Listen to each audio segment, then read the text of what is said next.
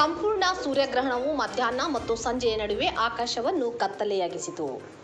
ಚಂದ್ರನು ಸೂರ್ಯನನ್ನು ಸಂಪೂರ್ಣವಾಗಿ ಮರೆ ಮಾಡಿದಾಗ ಉಂಟಾದ ಈ ವಿಸ್ಮಯಕಾರಿ ದೃಶ್ಯ ಉತ್ತರ ಮತ್ತು ಮಧ್ಯ ಸ್ಪೇನ್ ಮತ್ತು ಪೋರ್ಚುಗಲ್ನ ವಿಶಾಲ ವ್ಯಾಪ್ತಿಯಲ್ಲಿ ಲಕ್ಷಾಂತರ ಜನರು ಯುರೋಪಿನ ಮುಖ್ಯ ಬಹುಭಾಗದ ಅತ್ಯುತ್ತಮ ಗ್ರಹಣ ವೀಕ್ಷಣೆಗಳನ್ನು ಆನಂದಿಸಿದರು.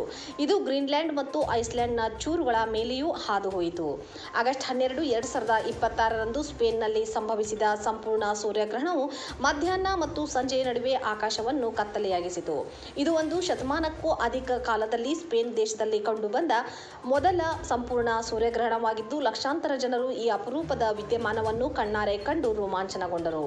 ಮಧ್ಯಾಹ್ನ ಹಗಲಿನ ವೇಳೆಯು ಇದ್ದಕ್ಕಿದ್ದಂತೆ ರಾತ್ರಿಯಂತೆ ಕತ್ತಲಾಗಿ ತಾಪಮಾನ ಕುಸಿಯಿತು. ಪ್ರಕೃತಿಯ ಮೇಲಿನ ಪ್ರಭಾವ, ಕತ್ತಲು ಮತ್ತು ತಂಪಿನ ವಾತಾವರಣ ಸೂರ್ಯನನ್ನು ಚಂದ್ರ ಸಂಪೂರ್ಣವಾಗಿ ಮರೆ ಮಾಡಿದಾಗ ನೈಸರ್ಗಿಕ ಬೆಳಕು ಮಾಯವಾಗಿ ನಡು ಹಗಲಿನಲ್ಲಿ ಕತ್ತಲು ಆವರಿಸಿತು.